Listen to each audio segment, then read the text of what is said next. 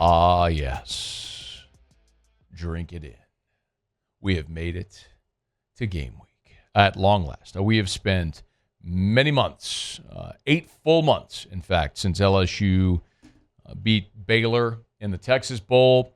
Counting down to this moment, a signing class, a portal class, spring football, more portal additions after spring, summer workouts, fall camp, talking season, all of it. Now we are just a handful of days away from LSU and Clemson, the game that's been scheduled for nearly a decade and finally is nigh. So LSU and Clemson, Brian Kelly took the podium on Monday to preview the game. And one of the things that he led with, it was so interesting, is discussing the makeup of this team encompassing all of that stuff. And that's how he led on Monday.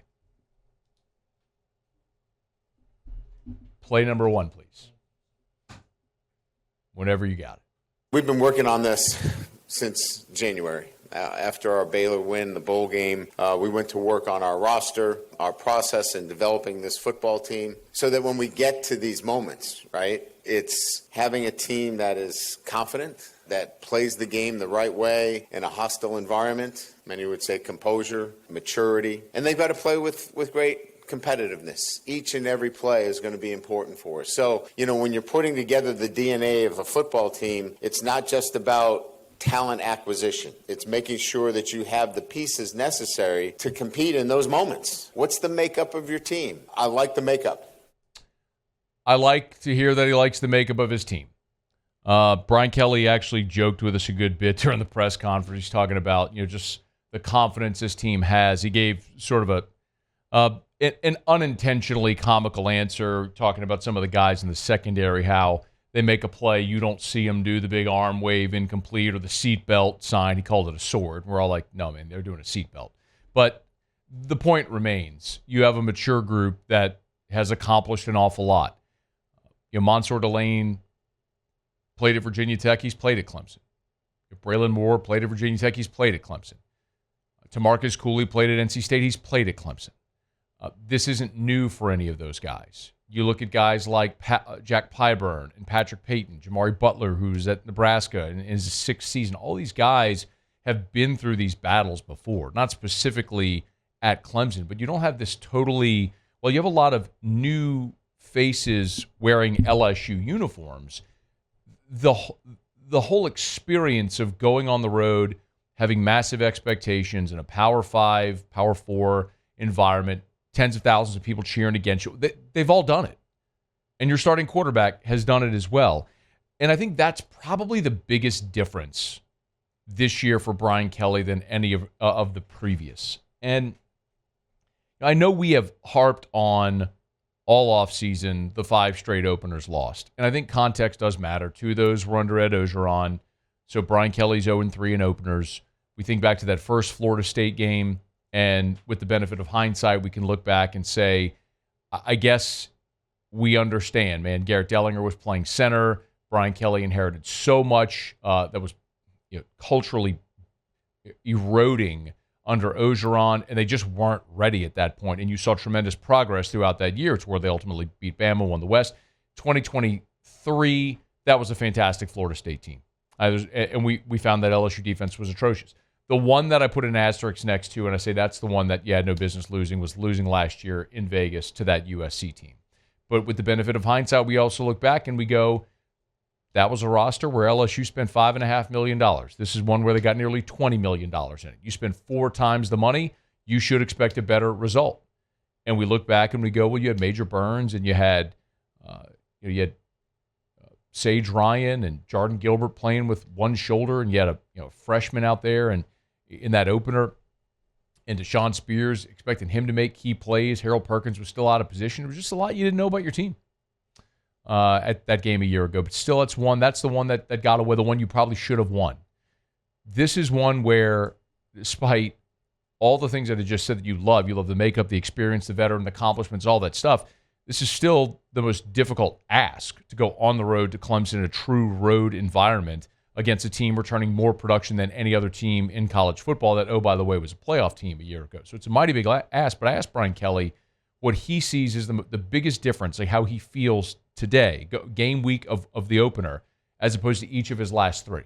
I think it's an evolution, right? Each year you're developing depth, you're developing a DNA within your team where you know much more about them in terms of what to expect. But I think at the end of the day, this is about depth, and probably the most depth in the roster. Now, we still got to go out and play and perform at the highest level, but I would just say what's different is it's a mature group that has played a lot of football, and we're not going into a game where we can't handle the moment. I think that last line there is the one that's the most seminal, the most integral part of the point I'm making, which is you got a group that going in a situation where it's not that they can't handle the moment. Garrett Nussmeier, won a giant game last year at home against Ole Miss. He's faced challenges on the road against Texas A&M. They won on the road last year against Arkansas. And you go down the list of all these guys. Even for all of the offensive line conversation, losing guys that combined it for 170 career games played, the top 7 guys you're going to count on this year have combined to play over 100 games with over 60 starts. So, but now you're including guys like Braylon Moore and Josh Thompson, who were 2-year starters at other schools. You've got talent and you've got depth and you've got experience in this group. You just don't have experience together.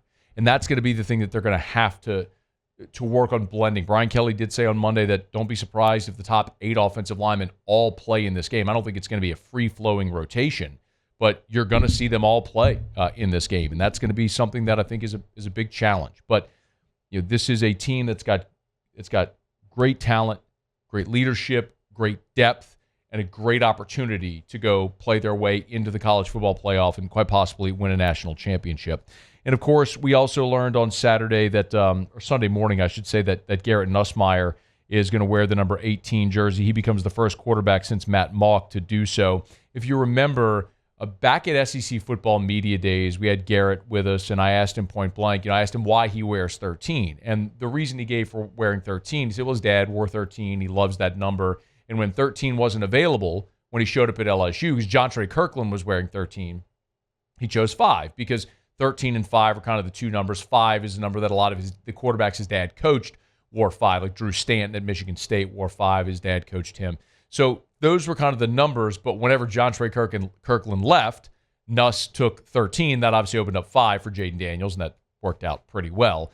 But for the first time, Garrett Nussmeier is going to move to 18, and I asked him, despite all the affection he has for 13, if he would accept 18 if they asked him. Here's what he said back in July. If they do ask you to wear 18, would you do it? 100%. I love 13. It means the world to me, but to be able to wear 18 at LSU, that's special. And it would be an honor. I would not be able to say no to that. So, obviously, I've always never thought about it as a way that I want to go ask for it or anything like that. I don't believe that I've earned that or anything of that sort. The coaches make that decision, and if I was chosen and it was me to wear 18, then I would definitely wear that with a lot of pride.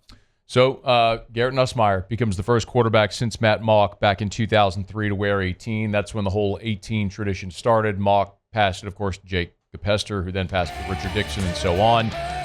Worked out for the last quarterback to wear 18. We'll see if they can do it again this year with Garrett Nussmeier under center with new digits as LSU will head to Clemson. Hey, thanks so much for watching. Please leave your comments. I love to interact, and be sure to hit the red subscribe button below.